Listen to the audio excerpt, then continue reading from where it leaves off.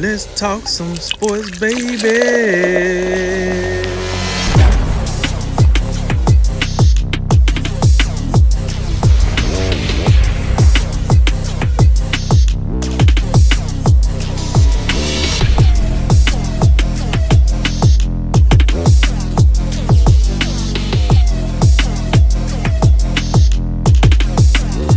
then remember, make tomorrow better than today and make today better than yesterday. And you know what we gonna do. We gonna holler at you until next time, baby. All right, well, we now move over to the NBA and the Brooklyn Nets. Have you heard about them? They acquired James Harden not too long ago, and they got Kyrie Irving, Kevin Durant, a lot of star power up there in Brooklyn. Uh, but they seemingly they're in a rough stretch right now. After in James Harden's debut, they beat the Magic, then they beat the Bucks on the last minute shot by Kevin Durant. But back-to-back losses to the Cleveland Cavaliers has us wondering what's going on with the Brooklyn Nets. So how do you see it, Drink? What's the problem with the Brooklyn Nets right now, and how can they get things back on track? Well, so when I think about the Brooklyn Nets, so I like to do those little things sometimes. You know, when you was a kid and you go into a restaurant and they have these little packets, right? For the kids to, try to keep their attention. And sometimes in those packets, they have like these little diagrams where you connect the dots. So you connect it 1 to 2, 2 to 3, 4, et cetera, to make some type of constellation or some type of picture. So then I started like doing that with the Nets. So I'm like, okay, Nets got 3 all-timers on offense. They gave away their best defensive player, I think, in Jared Allen. And then I'm like, why would they do that? Why in the world would they? Who is the head coach?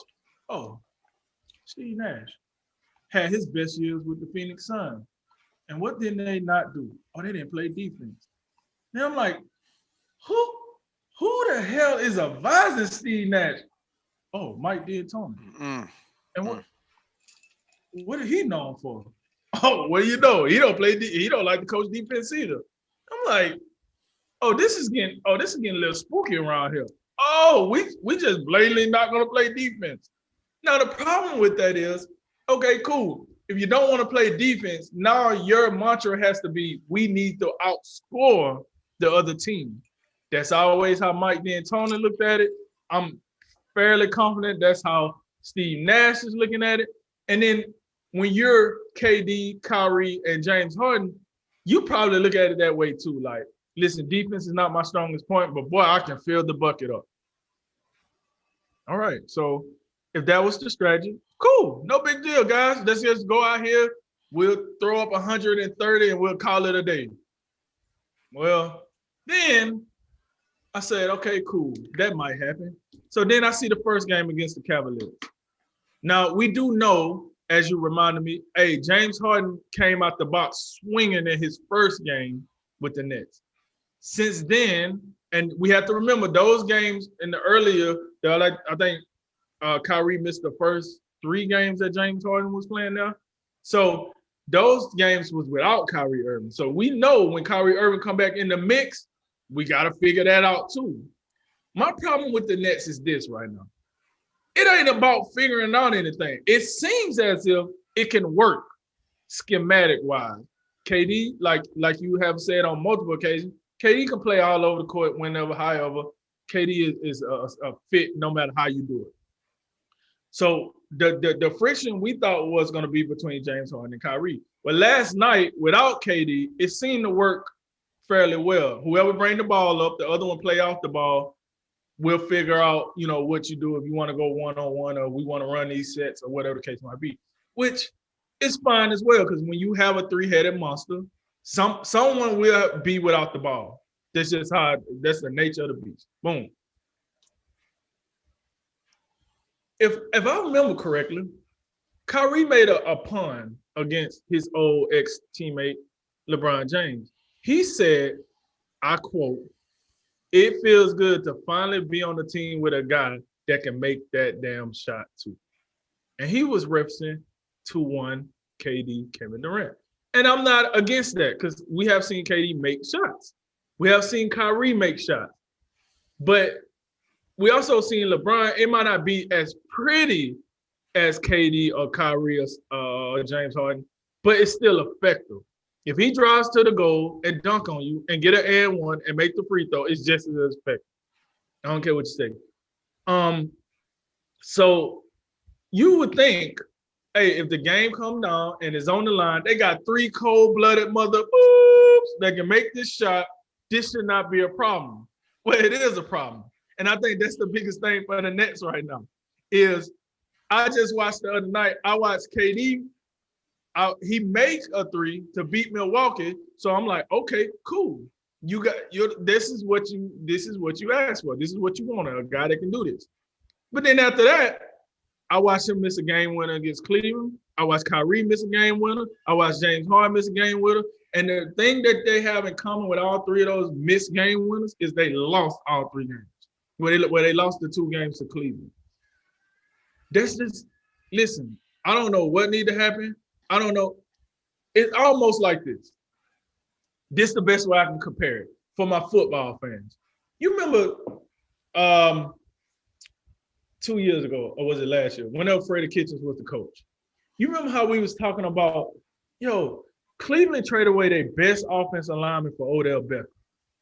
Mm-hmm. Why did they do that? Like, they don't need Odell Beckham. Yeah, we know what Odell Beckham brings to the team, but why did Cleveland trade for him?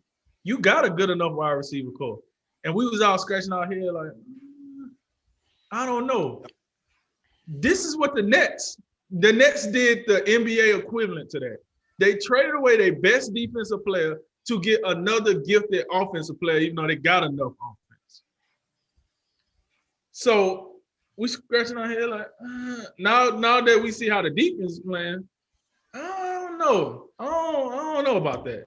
I don't know. So as I look at that, what the Nets really going to have to do, they're going to have to find a way to go and get some defensive help. Because you don't got to know. I'm sorry. You don't got to know. This ain't beating the Celtics. This ain't not a motivated Celtics team. I ain't talking about the team we seen last night. They got the young smoke. But look, the way Philadelphia playing right now, this ain't beating the 76ers. This is not beating the Celtics. You beat Milwaukee on a last-minute shot, but in 2 months, this ain't beating Milwaukee. Like, I don't know, man. It's looking a little shaky. They need to go get some defense. So if the Nets still got championship aspirations, as I think they do, because I keep hearing a lot of championship or bust, I hope that's not how y'all thinking, because it might be a bust if y'all keep playing like this. Then we got to figure it out. They need to make some trades. They need to make some signings. They need to do something defensively. This is not looking good. And if you keep depending on guys to just go one-on-one and make game-winning shots, that's not a recipe for success in the long term. So my thoughts on the Nets right now, this team need to go buy some damn defense because this is not it. This is not it. This is not a championship-level team right now, I don't think. You have championship-level players, but this is not a championship-level team. That organization needs to go to the drawing board and go find them some defense because this is not going to cut it against the elites in the NBA. Yeah, this was kind of the question I had, this is the entire time, even before the season. Like, I think we know the Nets are, they're not going to have a lot of trouble scoring points. I mean, they're simply too gifted. And you add James Harden to that. I mean, you only increase that. You only increase the, the just offensive, avalanche that you can, bestow upon people. Not all that dissimilar. Probably like even greater than some of these Phoenix teams Mike D'Antoni, coached once upon a time. But as you say, and I think the comparison is worth exploring. Those teams, weren't all that much about defense, and these teams, and this team right here apparently isn't, is about the same way. I mean, you just look at their roster and you just look up and down and you say, like, who on this roster, do they have a guy who's calling card is defense? I mean, DeAndre Jordan, I guess maybe would you start there? At one point in time in his career, I don't think that's the case now. Yeah, but I'm with you. I'm not the biggest DeAndre Jordan fan anymore. I don't, he's got to be in his low 30s or whatever. He's a limited offensive player, and he can protect the rim, rebound. But I would have liked to see Jared Allen still be on this roster. Right. But I mean, you made the trade for James Harden. You went big, and I mean, it's just it's going to be incumbent upon this coaching staff to figure this out. And I don't think it's not Mike D'Antoni's DNA to coach defense. Steve Nash, I mean, he didn't win MVPs because he played defense. I mean, Right. so James Harden and Kyrie Irving. Kyrie's not known for defense. James Harden's improved. He's gotten better, but he's still. Right. I mean, he's known for his offense. KD can go both ways. I think he's still primarily, KD because of what he does scoring the ball. So it's just, I mean, and you can continue to go down the list. Joe Harris, he's a 3-point shooter. I mean, Landry Shamet, 3-point shooter. I mean, so their team is so offensively oriented that, I mean, there's gonna have to be some guys, whoever it is, that are just gonna have to, there's gonna have to be some role reversals. A guy's gonna have to make some sacrifices. There's gonna have to be some guys that take it upon themselves to get better on defense, or take a few less shots to go at locking down on the other end, because everybody can't score all the time. Scoring is not going to be the problem, but when you allow a team to shoot in low 50% from the floor, I mean, you're already behind the power curve. That's what Cleveland did in these two games, and they shot a high percentage. And I believe I saw a stat, not to a little bit earlier this morning, that 40% of the Cleveland Cavaliers shot attempts in these two games were uncontested. That really isn't even, talk about X's and O's. That's an effort issue probably. So Right. I mean, this is, we're going to find out about not only about these players, but this is where we start looking at a guy like Steve Nash, a guy who, from what I've heard, when Steve Nash got hired, I believe Kyrie and KD were like, this is good. We like this. So now that's what we're going to have to look at him and say, okay, now you want to start coaching? They're 9-8 right now at about the quarter mark of the season. And 9-8, that's not going to get it done. You're going to be, a 7-8 seed, or, and this team, as you say, this is when you have James Harden, Kyrie Irving, and Kevin Durant, nothing less than a championship, I think, will be acceptable in the end. But at the same time, on the other side of this, to play a little bit of devil's advocate, when you bring this amount of star power together, it does take time. This is only James Harden's fourth game, and KD in the second of these two games didn't even play, so they have that. Maybe Cleveland is a little bit better than we give them credit for. They're right now, I believe they're in the 5 slot. So, I mean, they got Andre Drummond, Colin Sexton's playing great. Jared Allen, who they Brooklyn trades to Cleveland. He had 2 good games. We know he can play. Darius Garland. So, I mean, Cleveland could be a team that's a little bit on the rise. And we've seen similar things this before. If you go all the way back to the first season LeBron had in Miami with D Wade and Chris Bosh. I mean, they were 8-7 or something like that early on in their first year. It takes time, but when you bring this amount of star power together and you don't see instant results, it's a natural thing for people to get impatient. And it would definitely be in their best interest to get things turned around quickly, because the East it's not the same old East. We know about Milwaukee. We know about Boston. Philly's off to a really nice start. Seems like Doc Rivers is doing good things up there. I think Joel Embiid is off to a really good start this season. So it's a competitive Eastern Conference. It's not a foregone conclusion, even though it may look like they're the most talented team. It's going to take more than talent, and it's going to take some amount of defense and resistance for Brooklyn to go where we think they should go.